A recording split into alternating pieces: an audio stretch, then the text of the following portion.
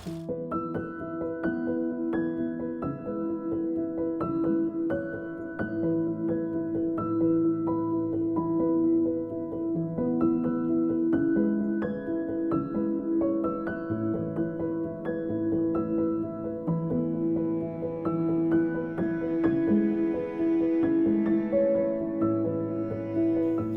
welcome back.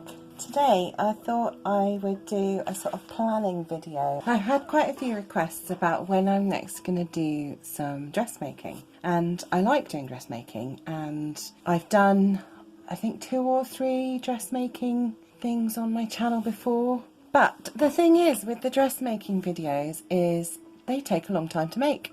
They take me a long time to make. Probably takes me 2 weeks to make something fairly standard like a blouse or a skirt or whatever. And that's because I like to properly finish things. I like to make sure things fit.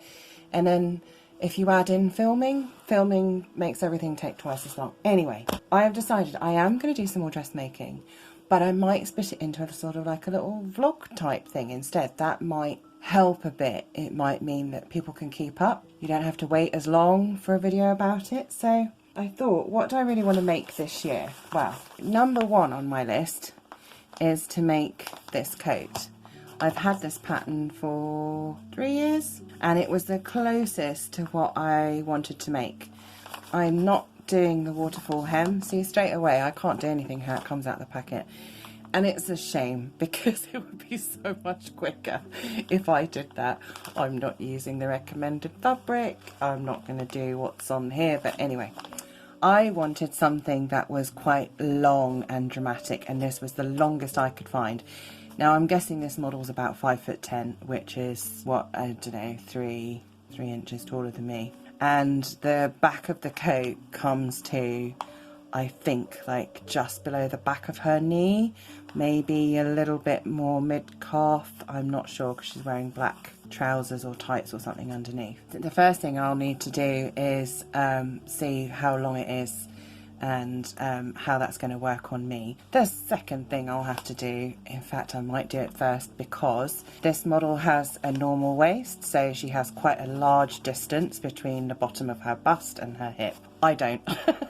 I have a high bust and then my hips start, and so my waist is a lot shorter, so I can't buy dresses and coats and things very easily off the peg because there's always acres of fabric here, and then that means that it's too tight around my hips because the waist is meeting the hip too quick. So I should probably adjust that first and then adjust the length would be the right thing to do. So I've got the fabric for this. I've also had that for 2 years. I've got the outer fabric and the lining for it, and I'll show you that in a minute.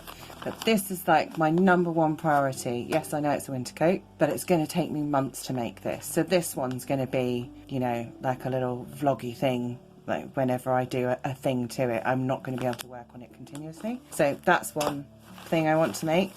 And then I got this pattern a while ago. Somebody was having a sale and I look at it now and I realise I've actually bought the wrong size. Oh wow, I really have bought the wrong size. Oh well, we'll see how bad it is. I was really interested that you could make it all different, like you could make it fit different things. You know, you can have what am I talking about? You have princess seams, you can put in a 3/4 length sleeve, you can put in just a cap sleeve. Now I really like this 3/4 length sleeve, and I love what looks like a raglan sleeve on me. It's really flattering on me. I think because it takes the fussiness away from my waist. My waist is quite small for my size, but when it's in not very much space, it can all get a bit bulky around there. So I think I really liked this, that it was taking all the fuss away from the waist. So I wanted to make this pattern. However, when I show you the fabric I was thinking of, you'll see my dilemma. So that's a possibility. And then this one, you've seen this one before. This was the Edwardian blouse pattern that I made. I made the view on here that you can't see. It's like a higher standing collar, you know, like a neckband thing, and I buttoned mine at the back, and it's really pretty. It's lovely, and I do actually wear it. The only thing is with it buttoning at the back, I have to have help to get in and out of it, so I can kind of see the advantage of having buttons down the front. So the next one that I make, I want to make probably this one. I really like this one. And I've got I've got the skirt of a Laura Ashley dress that I had, and I've got some Edwardian silk lace to do as the lace insert, which this isn't actually on this. I don't know if I can, it isn't a lace insert, it's embroidery, which I found out last time I looked at this pattern, but it gives me some guidelines of where to put it. And I probably won't do this V-shape thing, I don't know. I haven't decided how I want to do it. I might finish it off square, I might have it finishing off square longer, I'm not sure. But that's probably the one that's going to be most like the pattern, except it'll be inserted lace rather than embroidery. And then I sort of just saw this. I quite like the shape of the trousers, so I don't know. I've got some linen, I've got some lightweight denim. I don't know, I might have a go at that, but certainly the things that I should be making first this year should be a dress and a blouse, because I might actually get to wear them before the end of the nice weather with this one going on in the background. So I'm going to see if I can heave out all the fabric to show you anyway.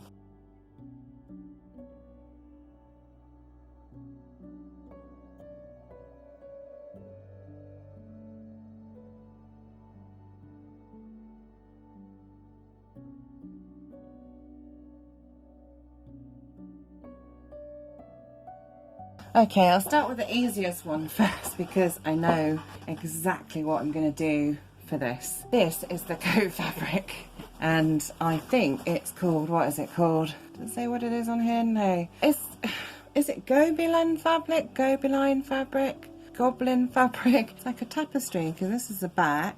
It's a machine-made tapestry, and people do make it into jackets and tote bags and things. It's not drapey at all, but I don't think it'll matter with that style of coat. So I've chosen something that's black with all these beautiful roses on. It's a bit brighter. The colour's reading quite accurate on the camera. It's just a little bit brighter. So these are just a little bit more red. That's pretty accurate. That's a bit more red. That's a bit more red, and this is a bit more pink. So this is for the coat. This is for this pattern here, the McCall's. This is M6800. This is a general size. UK size is 14 to 22. No, I'm not telling you what size I am. I will say that I'm going to make it a little bit bigger than it would normally be, because I like wearing many layers. My general dress style in the winter is just quite funny, because people have said they like the way I dress, but it's keep putting layers on until you either can't move or you're warm enough, whichever happens first. So that's for this, and that's I think I got 7 meters, because on the back of the thing it tells you to allow, so I went for like the longest view, which is D, I think. Yeah, it says go for about 5 meters, so I think D is requires slightly more fabric. So I got 7 meters, and I'll tell you for why. That fabric I just showed you is a directional print, so I can't turn pieces round. It's all got to be cut out the same way around, and that uses a lot of extra fabric. And you know I'm all for like reusing stuff and saving fabric where you can. None of it will be wasted. I will use it for other things, the offcuts and stuff, but that's why I've got so much of it. And then I got this really nice lining fabric, and it's got like a, can you see, it's got like a slight line, like a slight stripe in it. It's a little thicker than standard lining fabric, and I want to make this coat warm, so this isn't enough. It will also need interfacing to hold its shape, so that will provide another layer. And then for the top part, probably to somewhere on the hip, I don't know, I will probably put some lightweight wadding in there as well, just to give it a bit of extra oomph. Probably only on the bodice part, you know, I can't envisage me doing it on the sleeves, but definitely this bit, you know, like where you'd have a vest or a waistcoat. So that one, I know what I'm going to do with it. So the dilemma with this dress. See, this is what I was thinking of using.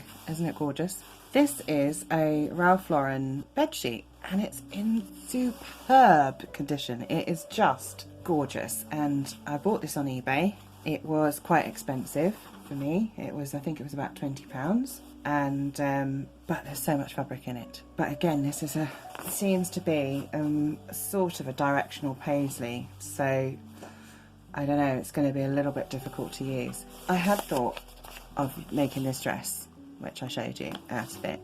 And I thought, yeah, that looks super cute with the raglan sleeve, and there's the raglan sleeve there and all of that. And then I thought, do you know what, it really reminds me of like an 1830s fabric.